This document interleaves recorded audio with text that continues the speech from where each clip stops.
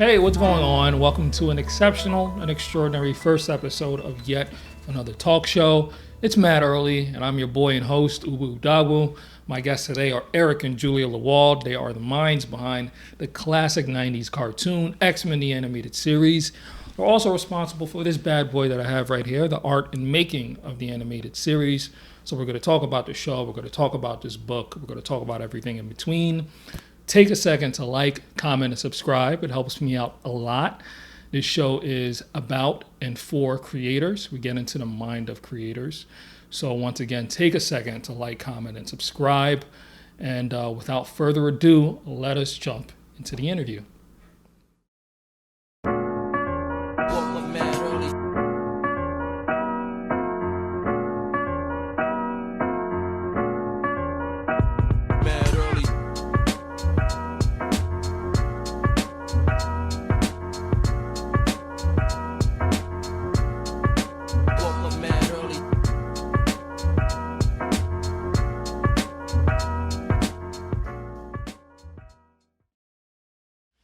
Welcome back to the show. Welcome back to Matt Early. I have the incredible creators here. My two very special guests, Eric and Julia Lewald. Pleasure to meet you guys. Thank you for being on the show. Thanks for having us, Uwa. Thank you. Oh, anytime. It is a pleasure and an honor. Basically, you're pretty much like 70% of my childhood, so thank you for that. Before we get into the book and the animated series, which before I do that, I want to bring this beautiful guy right here. That's X-Men, the art and making of the animated series. Go get it if you haven't already.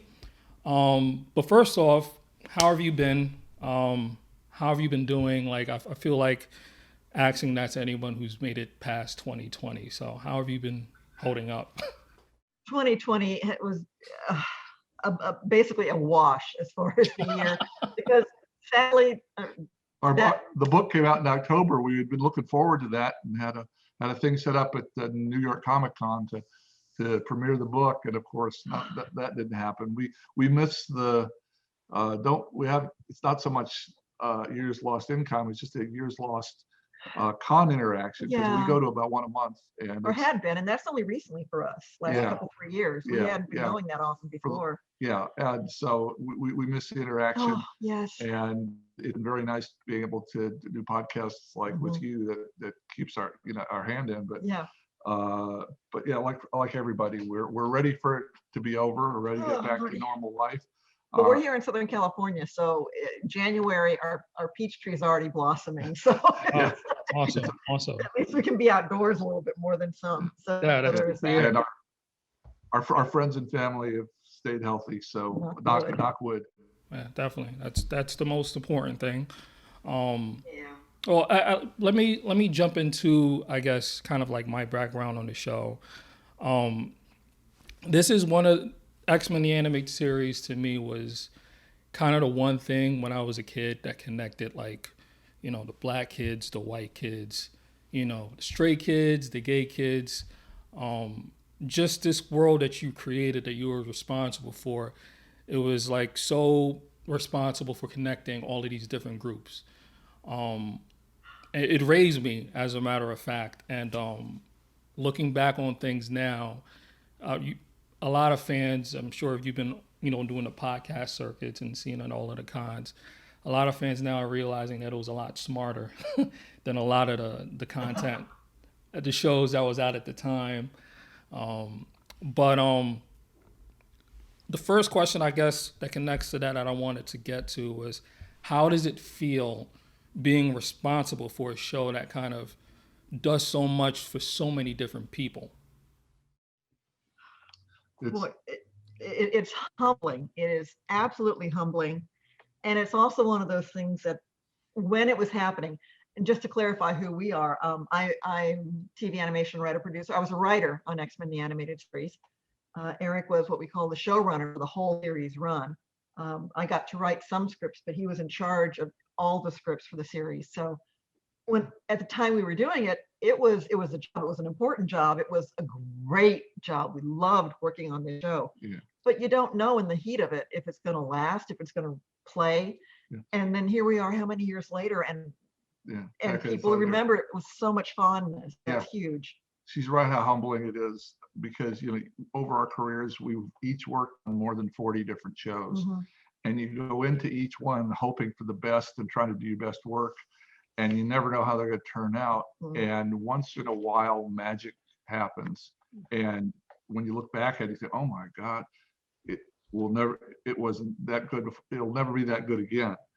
And that's pretty much what happened with X-Men. I mean, it's just the opportunity, the people we were working for, the executives above us. You don't hear creative people saying wonderful things about their executives usually, but the artists, the voice people, everybody was just ready to do a special show. They'd probably average been in the business 10 or 15 years and had been frustrated. It's okay, they've done a little work here, a little work there, and never perhaps had a chance to really open up and do their very best work. And the people at the tops, Margaret Lesh and Sidney Iwander at Fox TV, let us all do this. Let us do this adult, serious show that we care deeply about on Saturday morning in the middle of the cereal commercials, in the middle of other shows that were either just kind of fun or silly or quirky, and we said no, and they wanted it that way. So it wasn't like we had to talk them into this. They were on board from the get-go. Margaret wanted to do a serious show. I mean, we pushed as far as we could.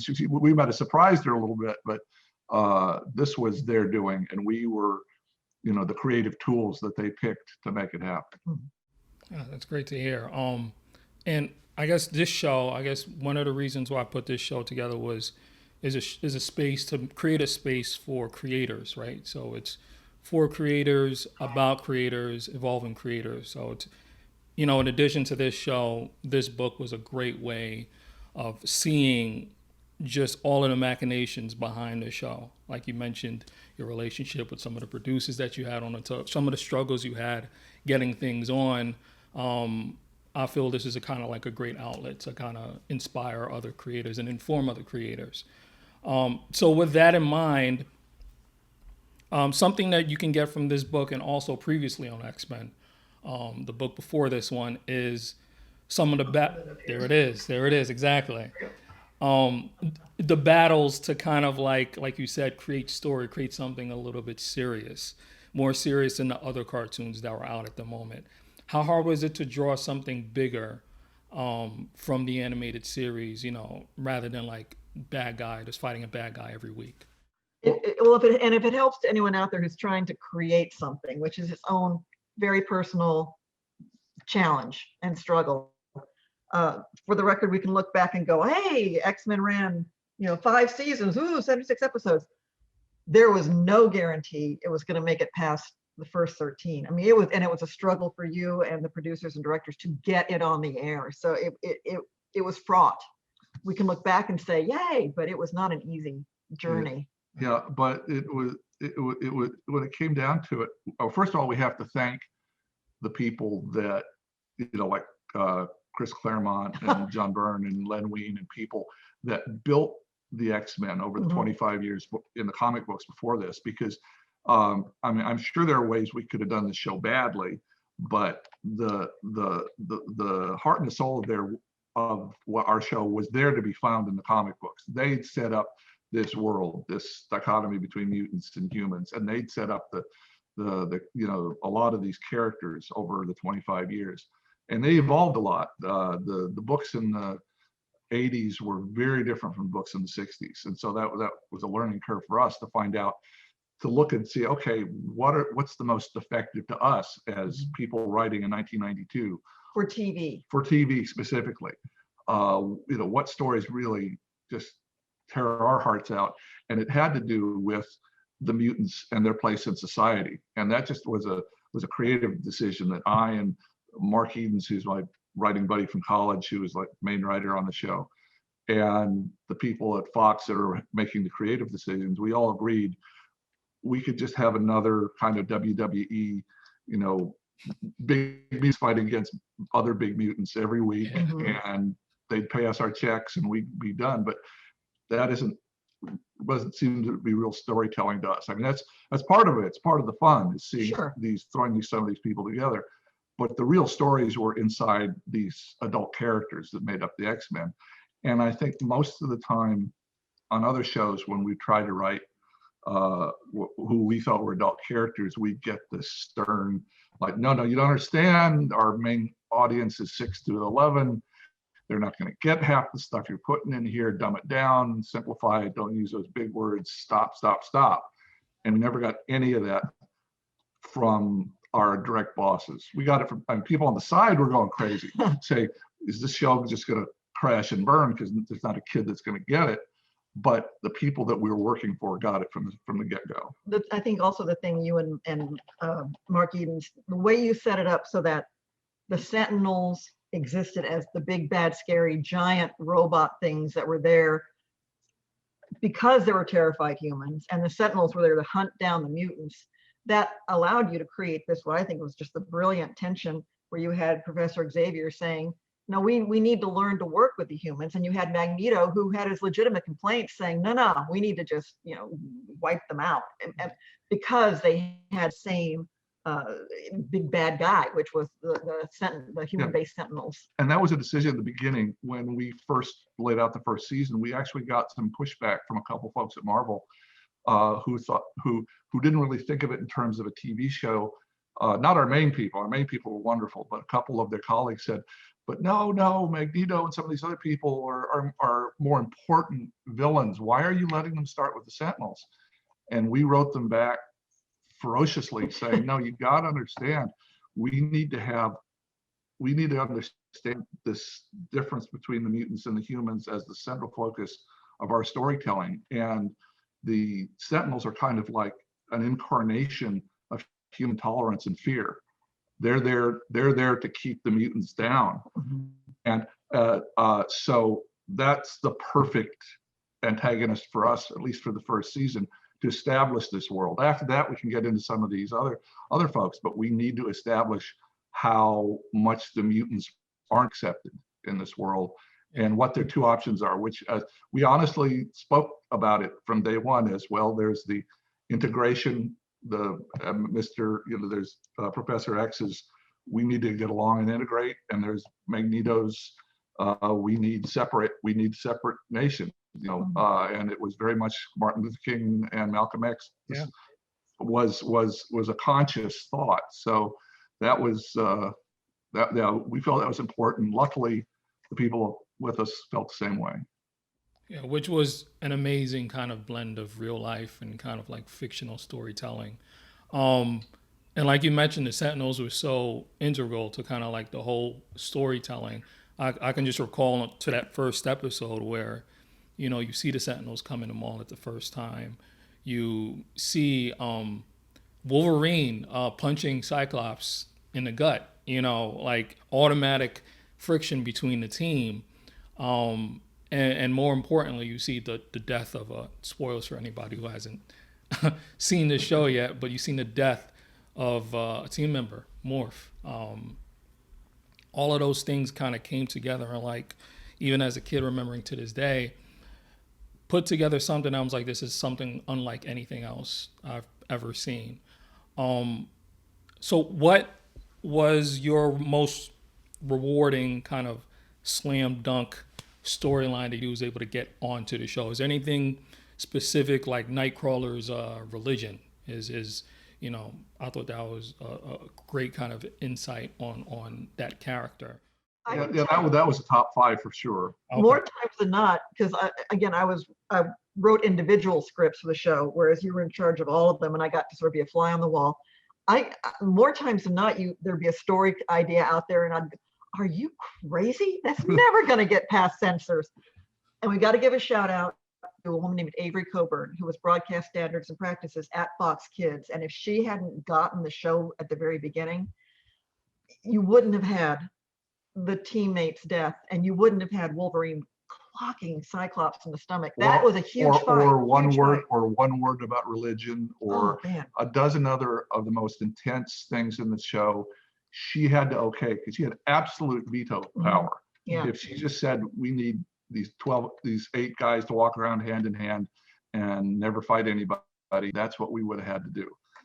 It's absolutely in her hands. So the fact that she liked the books, and which is great, and respected them, and so the fact that she let us do this was a huge. You mentioned Nightcrawler, and I want to say, looking back through the prism of all these years that have passed, it to me, it still stands apart as a thing that it's an animated half-hour Saturday morning show, but it's an honest discussion about the examination of faith.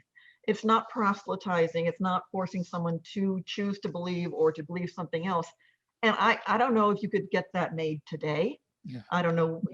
Whereas back then, it's like, oh my gosh, this, it's not that Wolverine gets converted. It's like he has a conversation about the concept of faith. And he's bothered by it. Which is like, right. Oh my God.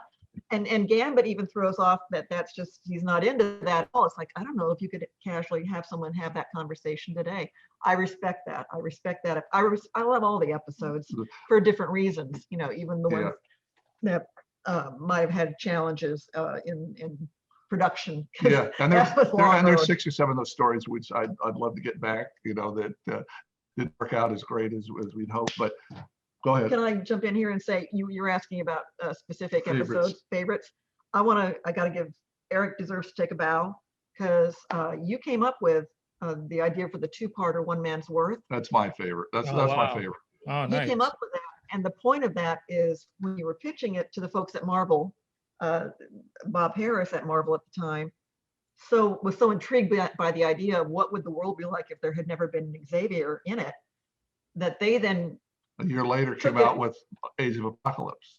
Because of One Man's Worth. Which we felt great about, because we've taken so many good ideas from the comic books and just used them for our own stories. The fact that they were able to take an idea and have it, take it back and do something with it. But it was one of those things, we talk about it a lot when we're doing these shows. There's a tough time deadline on these things. And it's basically finish a story a week for 13 weeks and then get on the next season. And coming up with a good base story is the hardest part. Getting a solid writer to crank it out, that's more of a craft thing. Right. And you get good enough people and you can kind of count on it. But for me, it was always the hardest thing, coming up with what would make a really good story for these characters. And that would happen 3 or 4 times a season, but it wasn't automatic. And it was what I sweated blood over most. And One Man's Worth, to me, just fit them so well, just to answer the question, why did the X-Men exist? Because this is what the world would be like if they didn't. And that was so simple and so straightforward that I mean, whatever day that was, it made me happy. Yeah, and Julia came up with one that she loved, the Beauty and the Beast episode. That was her idea. And then writer Stephanie Matheson wrote the script on that, and it's all that one. Between that one and Age of One Man's Worth, you had the 2 couples that have broken my heart. You had Hank and Carly in Beauty and the Beast, who could not be together because of societal evilness. Definitely. And then you had Storm and Wolverine in One Man's Worth. When you step back after the 3 years of watching the show and earning this relationship, you go, of course they should be together. Why aren't they together in our world? This needs to be fixed. Yeah. And it doesn't. And they have to give it up in their alternate world. It's like, oh my God, that kills me every time. Which again is amazing storytelling. Speaking of all of these characters, the show is full of amazing characters. I was watching another interview with you two, and you came up with a great kind of comparison to how to write characters, and I think you compared it to Sex and the City, and how, which I found was such an amazing kind of comparison. Can you go into the power of good characters and how to write, these good characters? Oh, absolutely. Because you think something like X-Men, superhero powers, big flashy costumes, they can fly, they can crush things. But that's not what the writing of the show was about. That's not why people love it. They love it because of the characters. And then you got to figure out, well, who are the characters? What's the human thing for each one of these people that happen to have superpowers, that happen to be able to fly? And what breaks their heart? And the funny reference that I say it's a real life thing, because we try to do other shows. Well, and we met working at Disney on the Disney Afternoon as TV animation writers there. So we've been with some very talented people. Mm-hmm. And on some of the other shows, where the executives just didn't get the idea that you want to have characters be as different and recognizable as possible. I mean, it helps us for the writing, because we know exactly who would say a line and who wouldn't. And it helps for the audience because they start to identify. And if you think about it, for TV shows, it's about memorable characters. And if you had 6 friends that were all Ross, it would be dull. If you had if you had four Sex and the City women that were all Amandas, it would be dull. Right. It's just there'd be Miranda. no Miranda. Boy, yeah. So yeah, and as I said in probably both of the books, when I'm talking to new executives, to get them to get that, because sometimes they don't get it. So, well, what's wrong with G.I. Joe? You got 6 or 7 people, they're all the same, they all talk the same. Right. I said, well, now if it's like Sex and the City or Winnie the Pooh, those 2 perfectly written series that are slightly different from each other, a little bit of at opposite ends of the spectrum there, and because you couldn't imagine Pooh saying a Tigger line, or Tigger saying an Eeyore line, or Eeyore saying a Pooh. They all are such distinct characters, so memorable, that makes them A, memorable and effective, and B, it empowers the writers, because you can think, I know and love Pooh, I want to write dialogue for him. I know and love Tigger, I want to write dialogue. And it makes for everybody, it makes everybody better when you have distinct characters. And so that's what we did. If you look at the 8 or 9 of them down the book there, none of them are similar to each other. They're all very, very different people. And that was absolutely intended and worked on very hard. Yeah, I thought that was it was a small point, but it's so underrated. As far as writing goes, you mentioned even the small tics that the characters have, like Storm's claustrophobia. There was other things like Rogue dealing with the reality of not being able to touch somebody for the rest of her life, like because of her powers. Like all of this stuff kind of was infused in the character and how they talked and who they were. So I thought that was great. The thing I will sometimes say about that is if you swapped out their powers or their abilities, like if Rogue and Wolverine switched and she had adamantium claws and health, and he couldn't touch anybody without sucking the juice out of him, he'd be happy. Right. He doesn't care. He doesn't need to touch anybody. And Rogue would be happy because she wouldn't have to suck the juice out of somebody, and she could have human touch. It's the thing that made them each the strongest of that kind of person, X-Men wise, was also the thing that broke their own hearts. Yeah. Definitely. That's great. Well, when you were talking about some of the wins that you made creatively when it came to making the show, what are some of the losses that you took? Some of the storylines you wanted to put into the show that wasn't?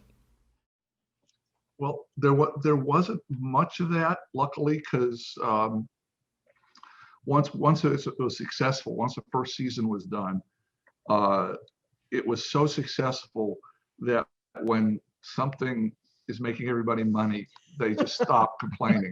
So they kind of give you more free reign that way. There was one thing that we had to live out of the second season. As you may know from reading the book, we were all let go after the first season because it was going to be 3-4 months till the show came on the air, and they weren't at all sure it was going to succeed. So they were happy to stop paying us and let us go. They knew it wasn't going to make it. And then it goes on, and it's 3 or 4 weeks. It's a huge #1 hit. So they bring us all back. When we started writing up the second season, Mark Edens and I thought it'd be cool to have, because we just ended with Jean and Scott proposing marriage to Jean. Mm-hmm. So okay, we're going to start second season. They're married, and they have a kid, and so Jean is like 7 months pregnant, fighting bad guys with this big old baby bump. And we had this all planned out to where we're going to have this double mutant child. and a very pregnant Jean, and that got around. That idea got passed around, and every one of the like super comic book fanboy guys and artists and executives and Marvel people said, wait a minute. We got 11, 12-year-old boys as our main audience here. I don't think they want to be cheering for their pregnant mother. Can we please come up with a different way into the second season? So we had to drop the idea of a pregnant Jean and a double mutant baby, which they ended up, I think, doing 5, 6 years later in the comic books. They have, but the point was, they thought, nah, you guys have been pushing this pretty far. That's a little too far. So that was one of the things that didn't go. Another thing that, which sounds funny because it ended up with the show running longer, but the 4-parter called Beyond Good and Evil was supposed to be the series conclusion. And you had crafted that, and the whole outline had existed for it to conclude the series. Yeah. And we're going to swap X-Men. We're going to lose 5 and bring 4 new ones in. And that's where the series would end. So then, the idea that if it ever went, these would be your new X-Men teams. Yeah. And then again, you're already halfway through outline on well, that. No. We finished 160-page script on those 4 parts. Yeah. All 4 scripts were done. Yeah. And we get someone calling up and say, I'm sorry, you can't lose those 5 and bring 4 new ones in, because we just got an order to do more script, to do more episodes. So all that planning you've been doing to have these 5 people want to leave and these 4 people want to join or need to join, cut all that out of the story, but keep the story the same anyway. And then when you came back after the end of Beyond Good and Evil, the budget for the new episodes was severely cut. Yeah, people talk about the 5th season. You can tell some of the production decisions, and we lost Larry. Larry Houston's was in charge of all the first 66 episodes, all the direction, all the storyboarding, and he really had a feel for it. Mm-hmm. And so besides losing a third of the budget, and our director wasn't, and our editor, the last season was more of a struggle. But there's still a few fun things in that one as well. And I still think the graduation date, the last episode, is just one of those high watermarks. I think if it couldn't be Beyond Good and Evil as an end cap to the show, right. I think graduation day is really heartwarming, or heart-wrenching. Yeah. Definitely. That's great. Well, Julia, being a woman in the comic book world, especially in the 90s, must have been a challenge unto himself.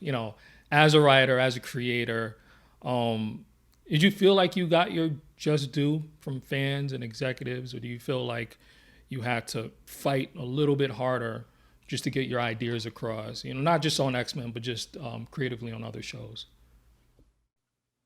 Okay, going back in the time capsule, back in the time machine. Even today, we're having the conversation in 2021, and there are still ceilings and walls everywhere for anyone who's not already on the inside trying to get in. I'll say this: an experience like X-Men, the X-Men that were chosen happened to be gender blind in the choosing of it, but they happened to split down the middle. You had, as many men as you had women on the X-Men team. Behind the scenes, there were other female writers on the X-Men show. Larry Houston was the first person of color to be hired on as a storyboard artist in Saturday morning animation. Back in the late 70s. Yeah. So in that way, there was and the president of the network was a woman who we were responding to. So I know there are opportunities Julia didn't get, because when we were doing this back then, it was referred to, it may still be, as boys action adventure. Always boys. It wasn't just action. It wasn't anime. It was boys action adventure cartoons. Yeah. And so usually you get, like we laughingly call, if we tried to create a show and you'd want to have it half and half like it is in the X-Men, they tell you, no, it needs to be a lot like 6 Smurfs and a Smurfette, 6 guys and a girl, Right. or a guy is a girl. And we said, well, why is that? I mean, the character, why are you doing this? It's a merchandise thing. Boys won't buy the toys if it's girl toys. And it's just that kind of thinking. We want to tell them, look, if it's a big enough hit, they're going to buy every one of the toys. They don't care who's, what gender's going on.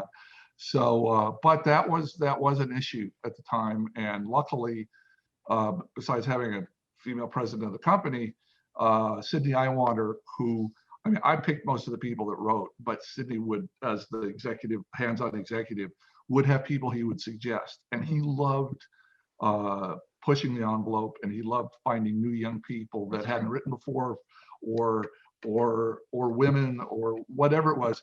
If it was something different from the norm, Sydney's kind of a mischievous kid, and he loved tweaking people. And so there were no gender barriers or color barriers on the X-Men, but at the same time, we were just all working so fast. I don't give us any credit for any affirmative action either. It was like, who's handy? Who's got a good story idea? You? Okay, done. Get over here. You're on. Yeah. Yeah. So, but again, and I look back on things and just so fortunate and so happy to have been able to work the way I've worked and in this universe, so I'm very grateful for the opportunities I've had. Yeah. And after, it was about a year after we got this, she would have written more episodes. She got her own show. It was called Skeleton Warriors on CBS that she developed and ran herself. And so that was like a woman-led boys adventure. That's true. Yeah. Show. It only lasted one season on CBS, but it was great fun. Yeah. And the toys were fabulous. Toys, they drive the business. But that was it back in the day. Yeah. Yeah. So we haven't had that get in our way. And it's one of those things where you try to explain there's big buck animation isn't big dollar TV, but it's a lot of work. It's steady. Once you get your foot in the door, it can be a lot of good work, and having a success like X-Men can get you a lot more opportunities, can open the door to working for other people and getting other jobs. So that it certainly did that for us. Well, speaking of writing, let's get into not just being a writer for X-Men, but just being a writer in general and a fan of the property. And can you describe the difficulties between being a fan of something that you're writing for and writing for it? Like, what did you have to check yourself while doing it? Was there anything that you have to check yourself for while writing for X-Men? The secret here is that when Eric got the call to go in the next day for the big meeting that was the X-Men, 1992, there was no internet, there was no 24 hours of availability of search things. I don't know if I'd ever read an X-Men comic book prior to that. I knew their existence, but it wasn't a comic I'd read. So neither of us, or Mark Eden's another writer, were fans of the book. So we didn't have, I think it was incredibly helpful that we didn't have that worry about having an agenda, like saying, oh my God, these are my favorite characters. Right. There are these 17 stories and all these guest stars that I need to get into my story so they'll get on the air because I care about them so much. Like we both were, when we were small children, got into very small. got into the original Star Trek show. And if my first job had been to do, Star Trek Next Generation or something, I would have just died. I don't think I could have. I would have frozen up. I said, yeah. I can't write a word of this because it won't be what, proper for the Star Trek canon. I'm going to freak out and not make it work. So that can be a problem. We had writers, the artists were big Marvel fans. And for them, it just meant that they had the spirit of it. And so there wasn't a problem because they weren't making decisions about what was going to be in the stories. But on the writer side, there were 2 or 3 writers that were just crazed X-Men fans. And I'd get a story in, like if you'll notice, a lot of stories are kind of smaller, maybe 3 or 4 X-Men are in focus, or we break up they deal with one person's problem, and it's not a huge cast. We get in the kitchen sink stories from these writers that just was, oh my God, if we have this character, we have to have these 17 characters because they all connect in the books and their powers are so cool. And I get stories with 30 characters in them where there's like 5 seconds to deal with each one in the story. And I said, guys, I know you love these people, but can we have like a fifth of this? And that was my understanding of, if you can be a fan, it can get in the way. It could either make you scared or make you too eager to just put everybody you know into your story. I got to write the script for one called Whatever It Takes, a storm-centric episode where she goes back to Africa. And there was a moment where I spoke with one of the folks on the show who was a hardcore X-Men fan. I said, okay, I need Storm to how would Storm do XYZ? And oh, well, she wouldn't. Okay, but I'm telling you, I need Storm to do XYZ. So how would she do that? No, no, she wouldn't do that. We got to find a way to make this happen here. How would Storm do, So there was that kind of push and pull where it's like, it still has to happen, so in the spirit of Storm, how can I make this work, sort of thing. Also, we were given a little bit of leeway by the Marvel people. And again, Bob Harris was the name of the guy who was in charge of all. There were 3 or 4 X-Men comic book series going in the 90s because it was so successful. And they were all in New York City, by the way. Yeah. All in New York. Yeah, and he was in charge of them.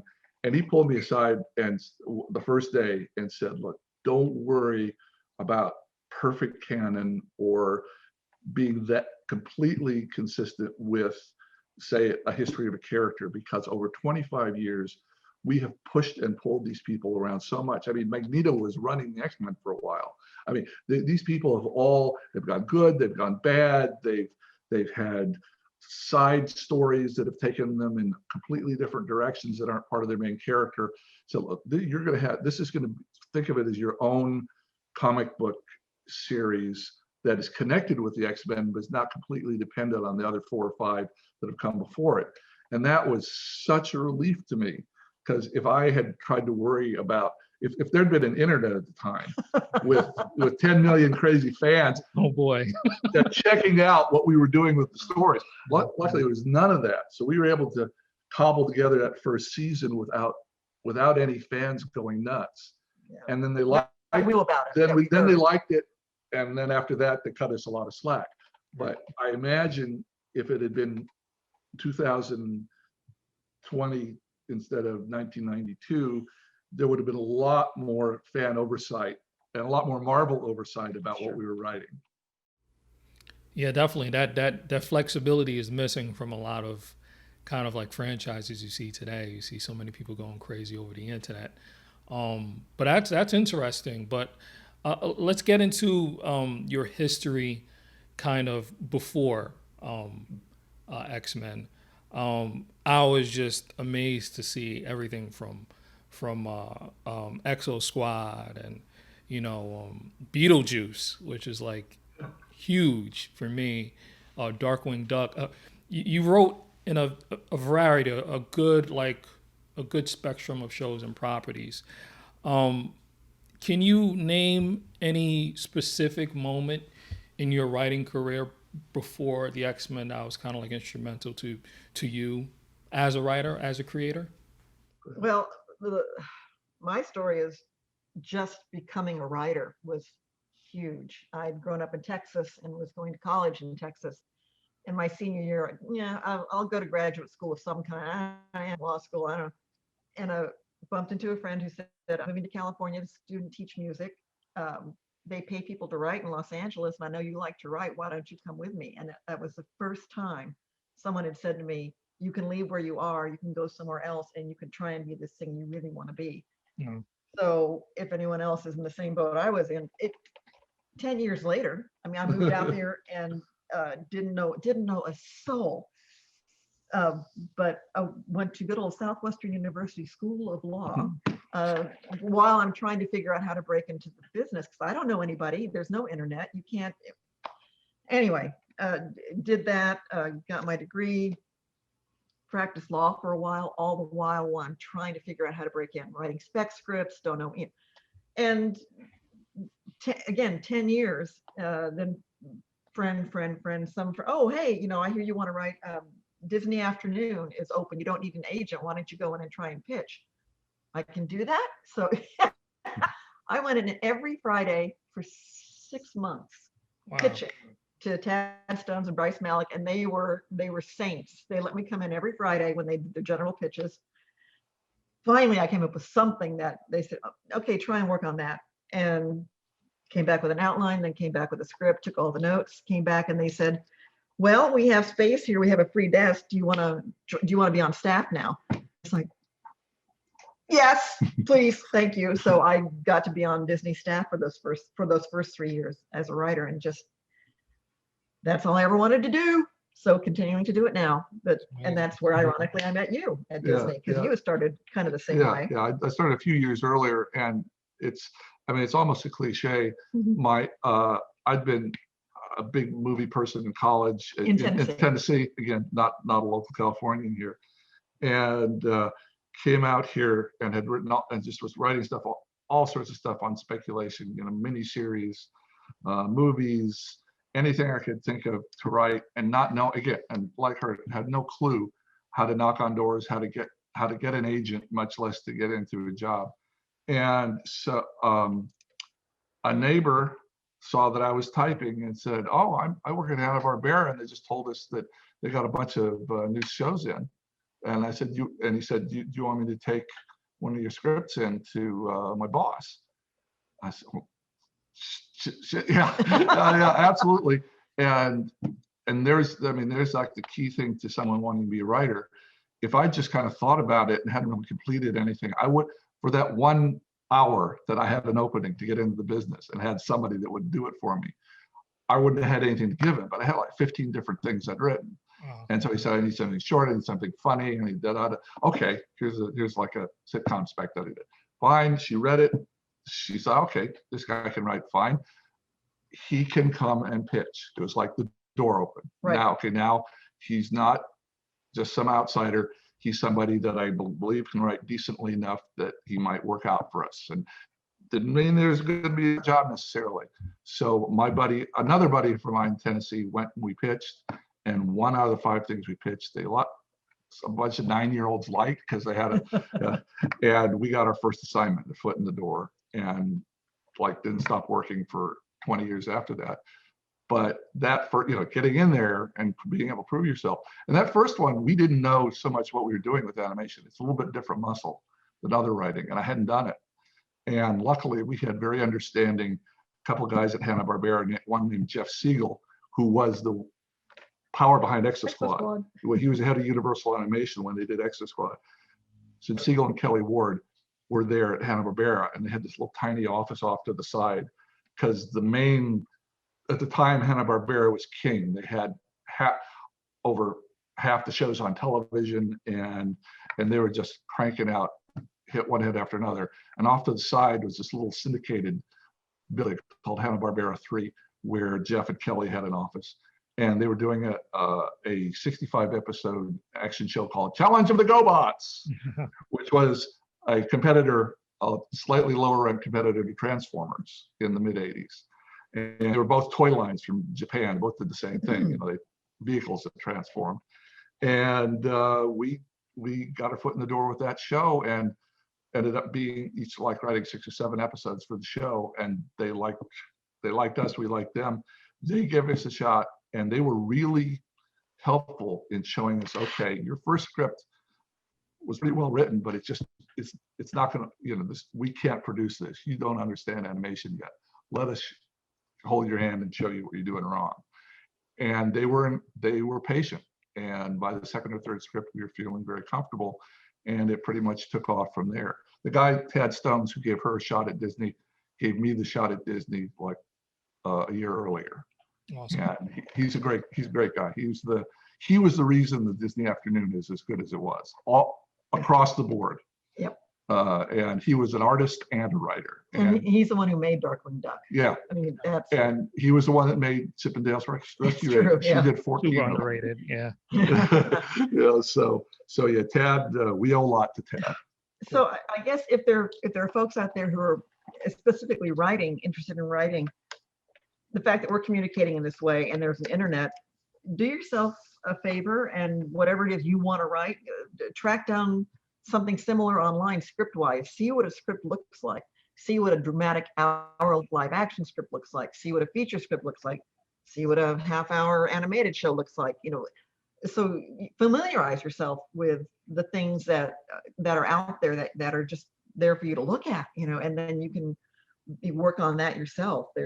If you want to write, just write. Just do it. Just do it. And try to. I mean, they're very kind of pigeonholed out here, as far as making a living at it. If you're pitching for a boys adventure animation, that's one thing.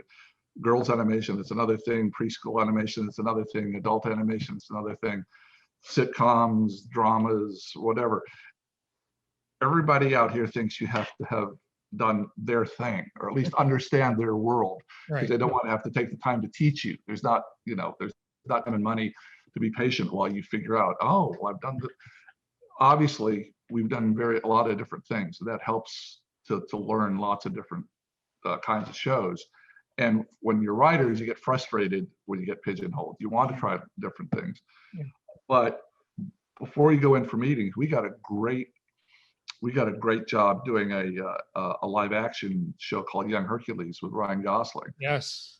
And before we did that, I mean, I'd always read lots of mythology, so I was up on the gods. But we watched 100 hours of Hercules and Xena before we went in and took the meeting.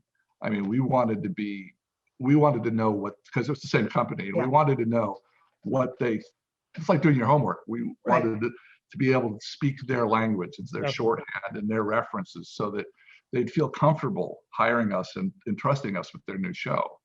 And that's sometimes people just think, well, I'm a good writer. I should be able to just waltz in and let people see I can write, and they ought to give me a job. You're selling more than your skill to people. You're selling your enthusiasm about the project, your understanding of what their needs are as a producer, because they may need something small, they may need something huge. And it's best to have figured that out before you go in and get your one shot at selling yourself. Know the show you're pitching towards, and that could take some doing. Julie, you just pulled up the previously on X-Men book. There is an interesting relationship between that book and this book. I saw a little bit on a prior interview. Can you go into kind of how your relationship with Marvel kind of transformed between that book and this book? Yeah. Well, she made this possible because we had all of our stuff from the show up. We keep our old scripts and storyboards and things from shows we work on. We had all of that above our garage in storage. And about 5 years ago, she said, well, the rights are split between Marvel and Fox and Disney. I mean, and nobody is doing anything with the show. An anniversary was coming up, and no one was. And no one was talking about it. Nobody's doing anything about it. They said if we don't write a book about it, it'll just get lost forever. So since we knew basically everybody that worked on it, I started interviewing and calling people up, and I called a couple publishers, and luckily they realized X-Men was popular enough that, okay, look, even if Eric does a bad job writing this, we'll probably make enough sales because X-Men, it's a safe bet. We can do that. I'll hold it like this. Yeah. So I spent a couple of years on this first book. Yes, he did. Interviewing executives, voice talent who we hadn't even met. Yeah, we hadn't even met because they were up in Canada. People don't realize they're all Canadians, and we would write the script here. We'd send it to Canada. They'd record it. We get an audio cassette. We'd make our notes. It was really primitive. But point is, we got through with this book, and we tried to talk to Marvel and say, well, Marvel, do you want to be behind this? And we couldn't even get someone to pick up the phone because at the time they all knew, well, the rights are split. We don't want to, if we're Marvel Disney, we don't want to be benefiting Fox, and for Fox, we don't benefiting Marvel Disney. You can't have the rights to anything. If you want to tell your history, that's fine, which is what we did in the first book with kind of minimal design and bits and pieces of a few visuals. But Marvel was not was not there for us. They wouldn't have been there for anybody as far At as that time. the X-Men TV show went. So anyway, we go through that, we get it out. People like it. We feel great because we were able to talk to all people like Len Wein, who was a central part of the books. We were able to talk to him. We got the document, 450-page document we wanted about the history of what we went through making the show and what we felt the show accomplished. And so that was a very satisfying book, but it had none of the visual, none of the color, none of the visual excitement. I mean, it is a big, thick book, but it's an oral history. Yeah. And so it didn't have the visuals, and all the people involved said, this is really tight and this really works for us. Boy, if we'd only been able to get the visuals.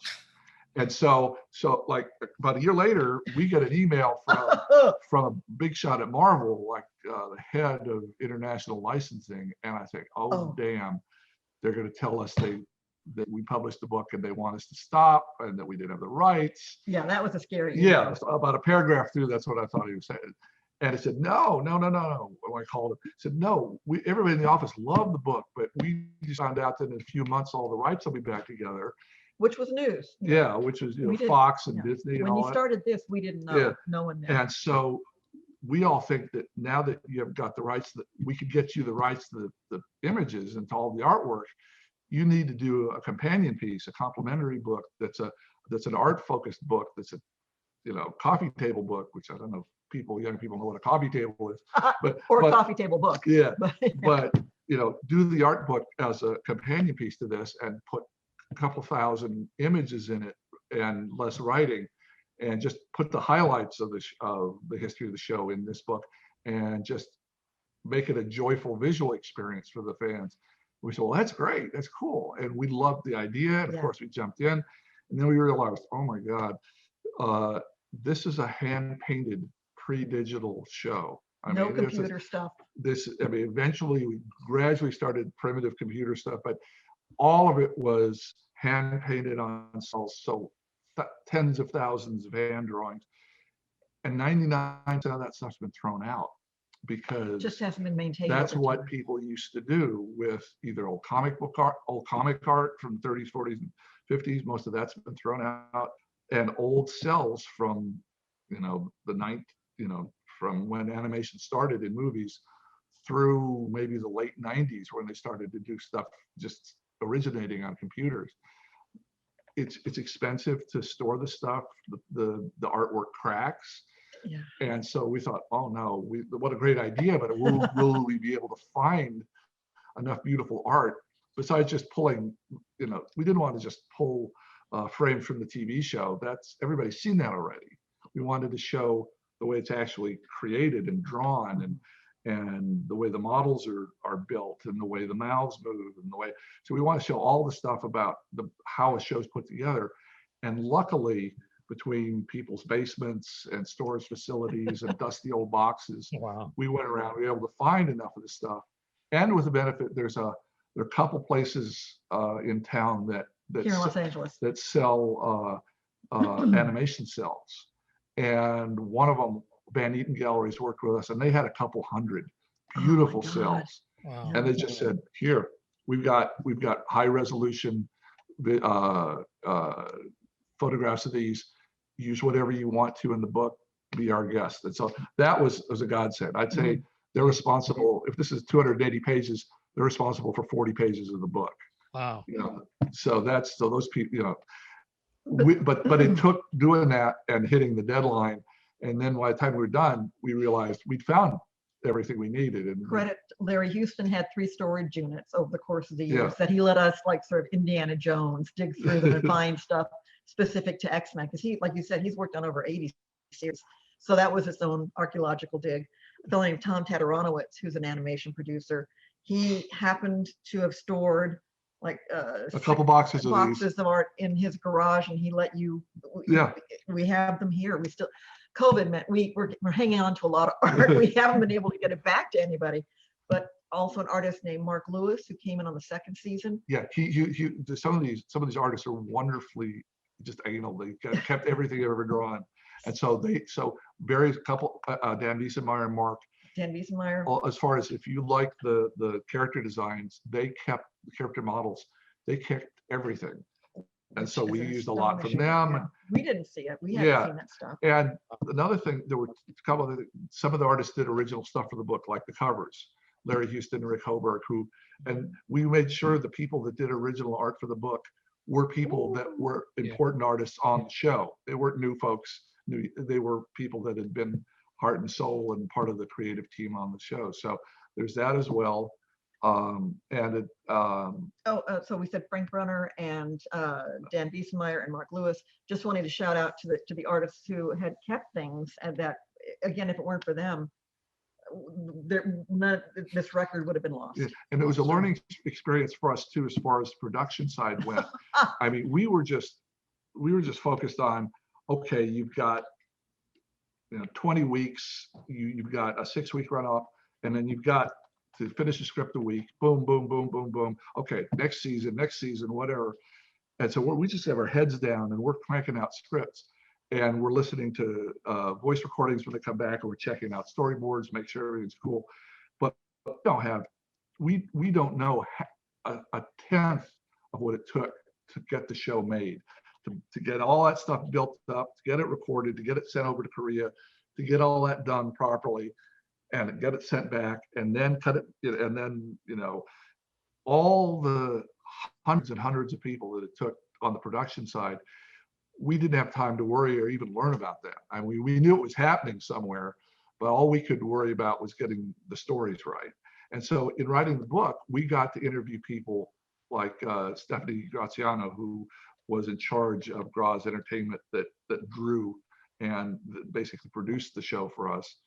And Dana Booten, who was her production manager, who would put together 100-pound boxes of artwork and instructions and prop lists, and get that freighted overseas, interact with the people in Korea, get it back, get the paintings, and look through and find out what's wrong, and have the there was a lot wrong. and get the retakes done. And since it's not all done in-house, since it's an international thing, and everybody has to work overtime, because there's just not enough, the stuff comes back and you've got 10 days to fix it, and it's going out that Saturday morning, and you're sitting there waiting to watch it. And you don't want to hear that, Wolverine's talking out of the wrong side of his head. Yeah. You don't want to put up with that. I mean, you want the thing to look right when it comes on Saturday morning, and the deadlines were really tight. And we really got to appreciate the people that did all the logistics of producing the show. So it's the art of it, which is beautiful, which people have an emotional reaction to, but also the awe we feel for the people that actually held it all together, the production side. Yeah, definitely. Like you said, shout outs to all of the producers, the artists, the voice actors. It's just so many incredible roles go unsung when it comes to these properties.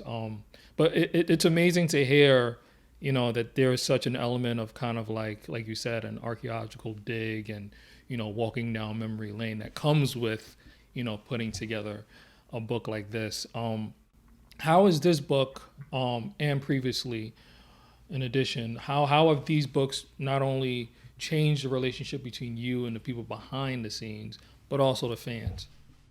When Eric started his work on what became previously on X-Men, it was so nice to get a chance to reach out to people that we'd had such a positive experience with, and really hadn't had a chance to celebrate at any point over the last couple of decades. And we had never met the voice talent ever. They were all in Canada.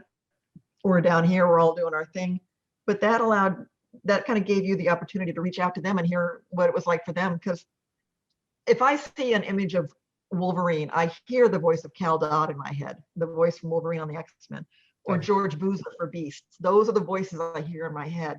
And because of this book, that opened the door for the two of us to go start doing conventions and festivals and meeting the fans. And that was a huge opened our eyes. God. We know what it's like to be a fan, like talking about being an X-Men geek when we were a teenager, when we were Star Trek. X-Men. Yeah.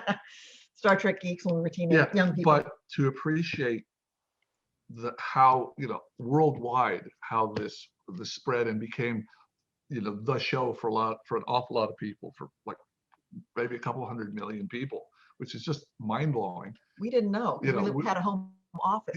We're just no internet. We're just handing the scripts in and hoping the show works. We're not, we don't. It's not like a performing artist, who, if you do a good job one night, you get a sense from the crowd that you did right. Mm-hmm.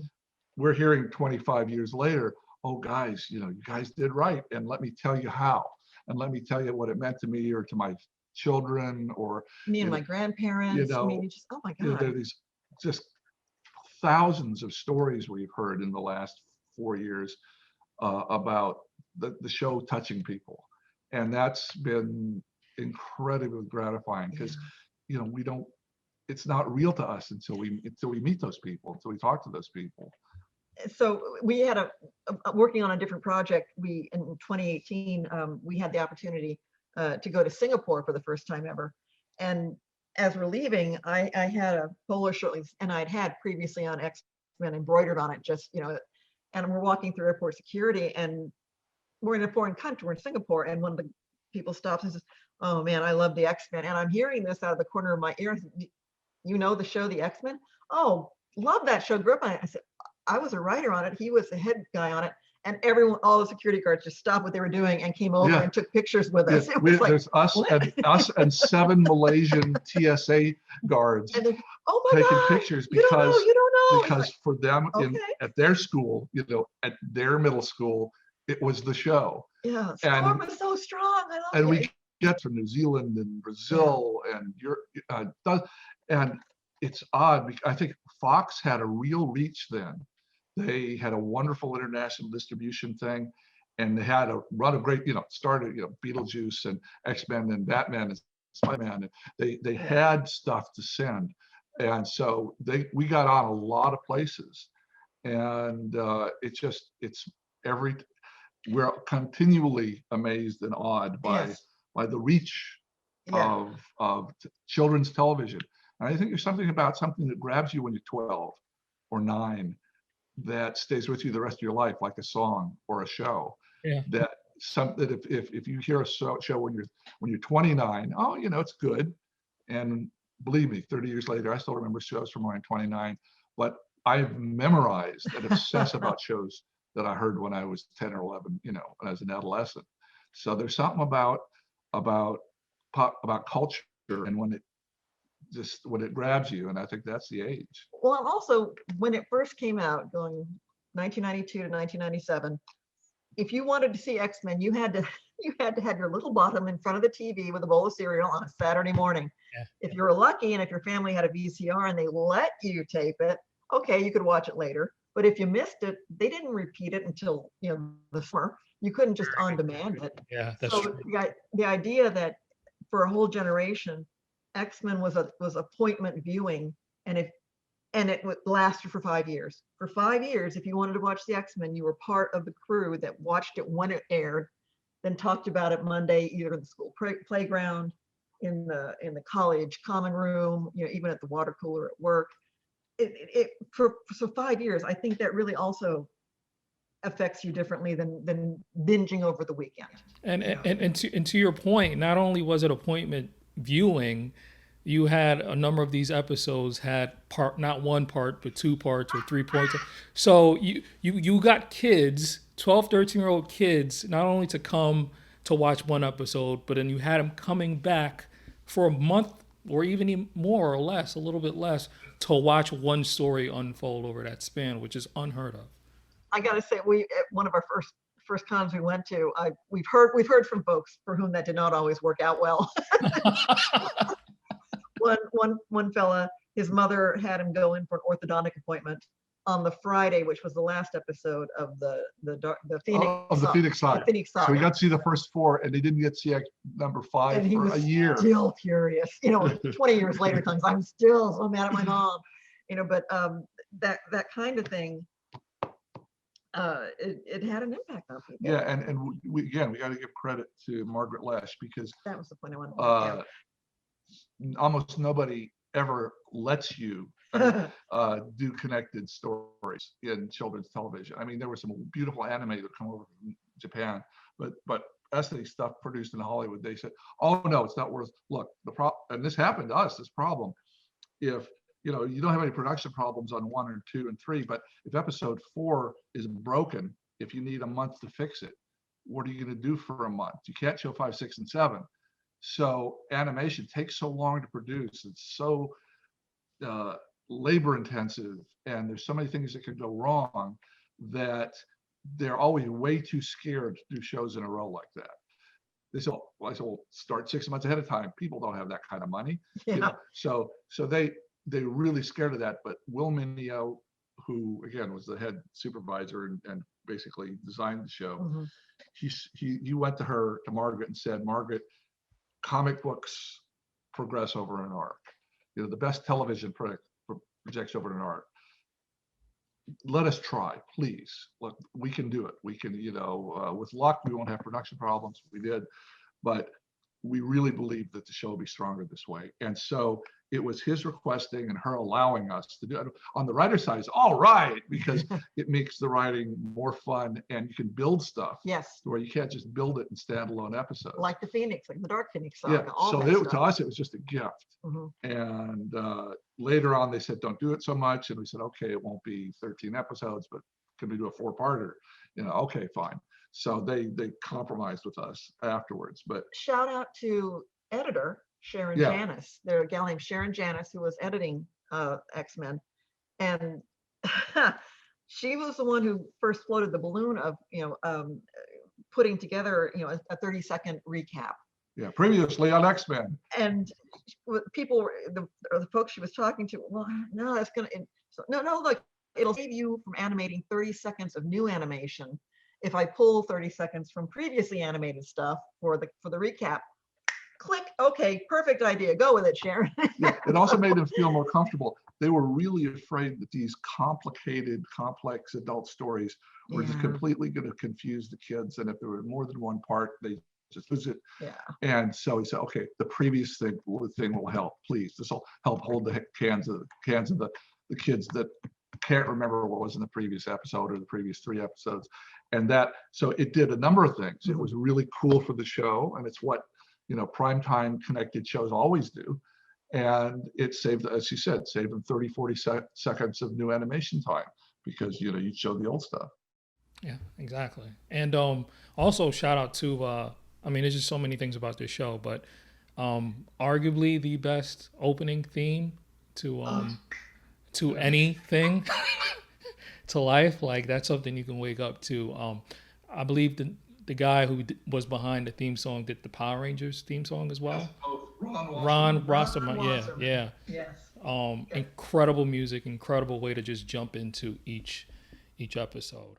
And he got beat up. The folks in charge would just ground him down to come up with what became the X-Men theme song.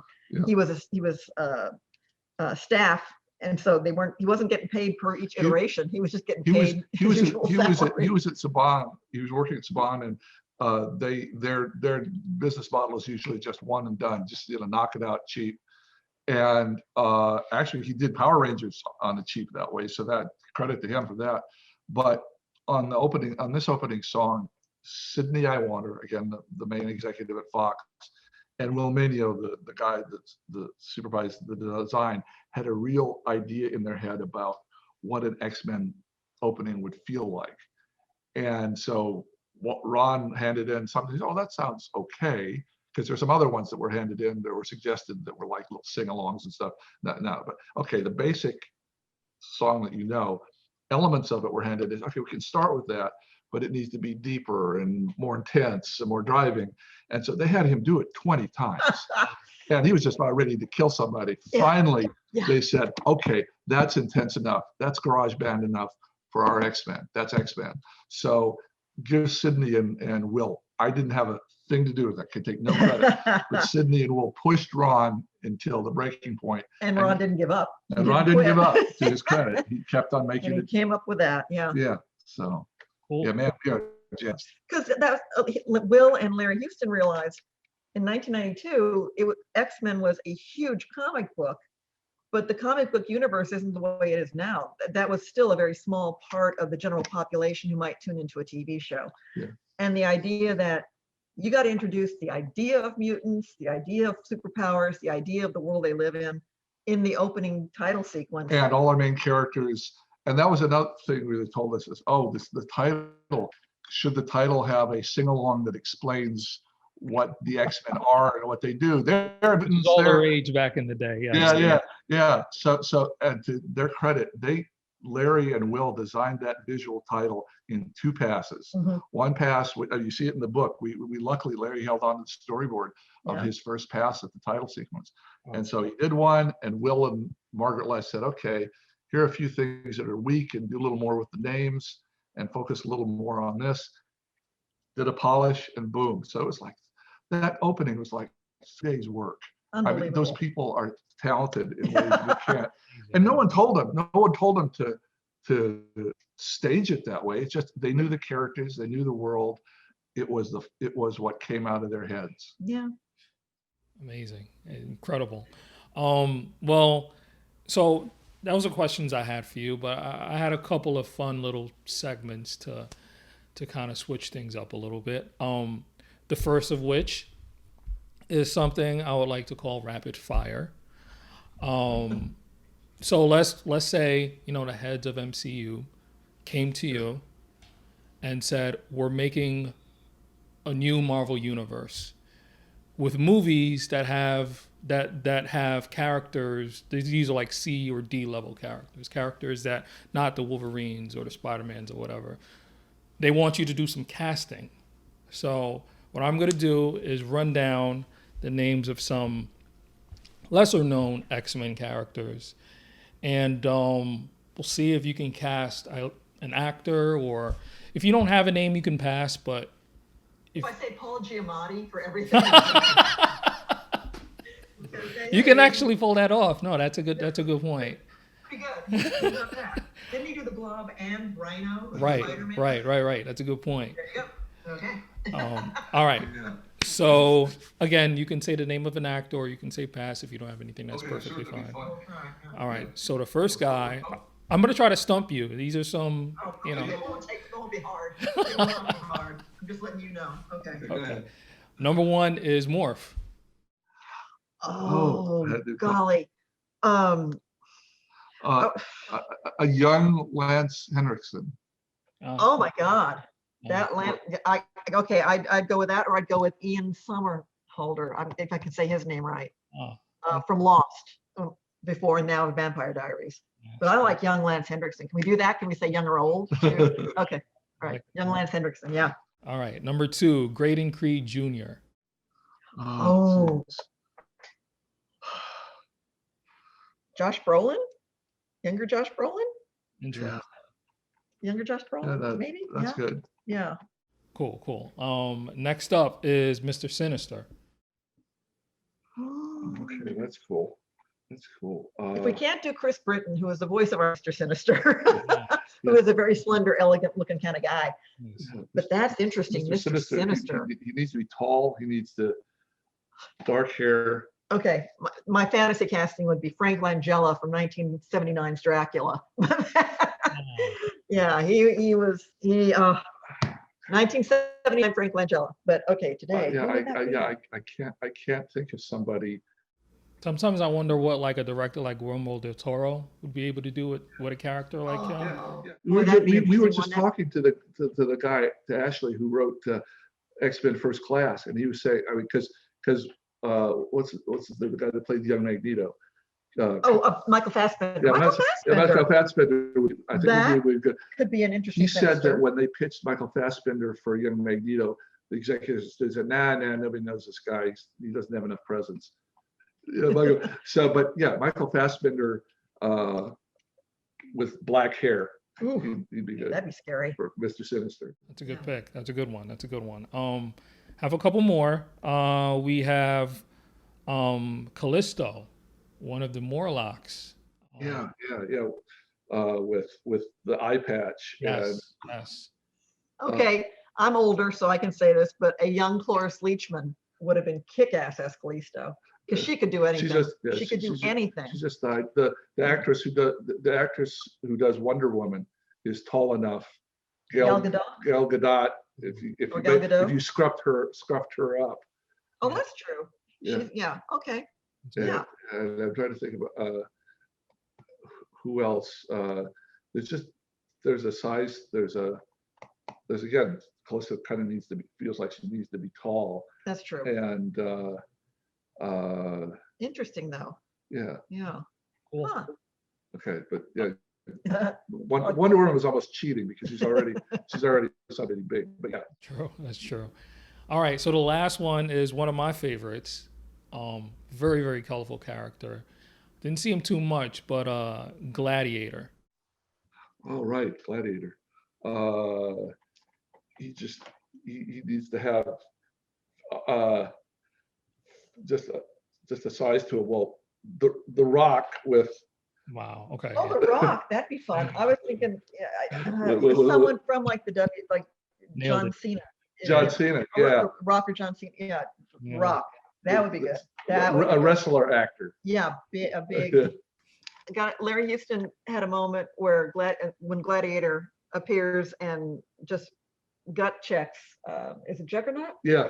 And Juggernaut goes flying, and it was, if you're going, oh my gosh, this Gladiator is a strong guy, and then it was like 2 or 3 episodes later. If you know what you're looking for, something happening in New York, and you see Juggernaut's hand come out and grab the pier, and you realize, oh, that's him climbing out of the water after gotten hit. But it's no, you don't call attention to it. It's just something in the background. And you go, oh my God, Larry, nicely done. He was wonderful at connecting stuff like that. And sometimes we'd write it, and sometimes he'd just come to him like, well, wait a minute, we're going to have Juggernaut coming back in this episode. Let's tease it. And he's climbing out of the water because he throws stuff like that in there. He's wonderful. Again, amazing storytelling. But you guys aced it. Congrats. That was some great casting. But the last segment I have here is just kind of like a message to the creators out there. When creating anything, we all fall into writer's block. Moments where it's hard for us to put pen to paper, to come up with ideas, to finish ideas or begin ideas. What's some advice that you would give the writers, the artists, anybody out there to break through those moments of writer's block? From a professional standpoint, the hard part is the realization that writing is rewriting, meaning you turn in your first draft and you with anticipation, you will get notes back, and then you rewrite that. There may be another set of notes, you rewrite that. In other words, freeing yourself up from assuming that the first thing you write has got to be perfect, because that's not how it works. The first thing you write just needs to be on the paper, and then you can go back and fiddle with it. It needs to be reasonable. And I had never thought, until you asked, I'd never thought about it this way. But I know one of the things that I did, it's hard when there's nothing there. Oh God. But let's say you've got the basics premise approved, whether you're trying to come up with a 40-page script that goes with that works out that paragraph, and you lay out for yourself, well, I'm going to need to have these 7 or 8 things happen in the case of the story, as the story goes along, and you're struggling with the first one, it's not going anywhere. We would always have a bunch of stuff we need to get. We would then shift, okay, then set it aside and work on part 3, on the 3rd part of the story, or the 7th part of the story. And the way to think about it is, if you're sculpting something and you're working on like the left side of the guy's face and you just can't make it quite look right, well, pause that, go down, work on his right foot for a while, because you feel comfortable with that, or you're just starting that and you don't have any problems with that yet, you're not blocked on that. And then we have trouble with that, shift to something else. And by the time you're done, you'll finished it all. But even if you've given up 7 or 8 times on the thing that you're stuck on, just admit you're stuck and attack something else while you still have the energy. Because we found ourselves with that. You only have so many hours of focus in a day. For me, it was 10 or 11 hours. And we tended to work 7 days a week. And if we had a good day, it would be a short day. And if we had a bad day, it would go longer. But I often found myself having to stop what would seem to be stage 1 of my job and go to stage 6 and do at least a little work on that. And it switches your mind around a bit to when you come back to stage 1, maybe you've got a fresh idea and you feel like you feel fresher. So that, and if you're writing, say, a half-hour show, I don't know if you can see it. This is an outline. You got room number 1, 2, and 3. You got A, B, C under all 3 of those. Fill this out, and you've got your story. You've got your script, Yeah. and then you just expand on everything. Yeah. So figure out what your story is in terms of how it starts, what's in the middle, and how it ends. Yeah. Write your outline out, Yeah. and then expand the outline out. Before you know it, that you've got your script. Some people are less organized, like to write from beginning to end, or just kind of. But I think that's more for people that don't have a hard deadline.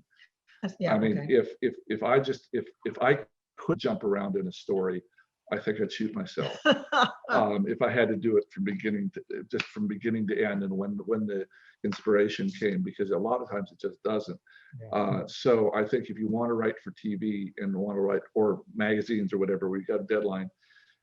As you said, it really helps to even have a half-assed little outlines showing the various parts of what you're trying to do, so that you can jump to them, and that so you can feel confident that if you're working on like part 2, the part 7 is going to be there. Because if you're just a stream of consciousness and you're making it up as you go, then you may get to part 7 and realize, I don't have an end to the story. It doesn't work.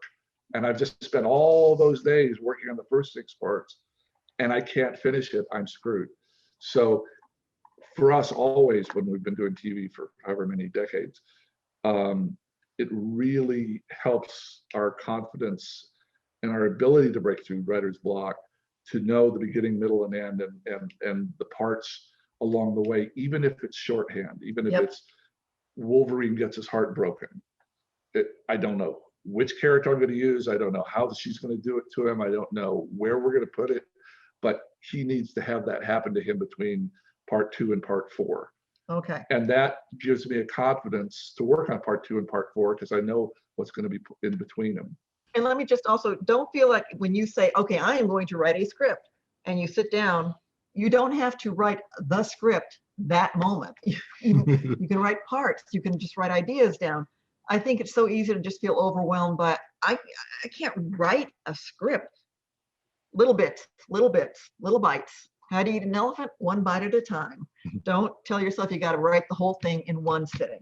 Well, thank you so much for the time.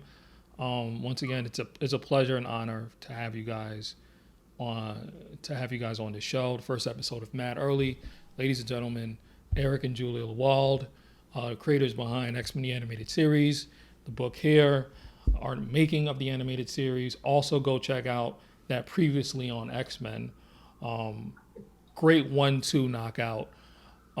Guys, if you want to shout out your handles, Instagram or Sure. X-Men TAS for X-Men the Animated Series. Yes. We are on Twitter. That's me. We're on Facebook. That's also basically me. Also, xmentas.com is our website. We're working on that one, and on Instagram. So please come by and say hi. That would be really nice. Definitely give them a follow. Give us a follow here on 22 Stone Productions. Also, check out a video essay we put up a couple of months ago, basically counting down why X-Men the Animated Series is incredible. You can check that out on our channel as well. And thank you once again for joining us here. We'll see you on the next episode. Stay out of trouble.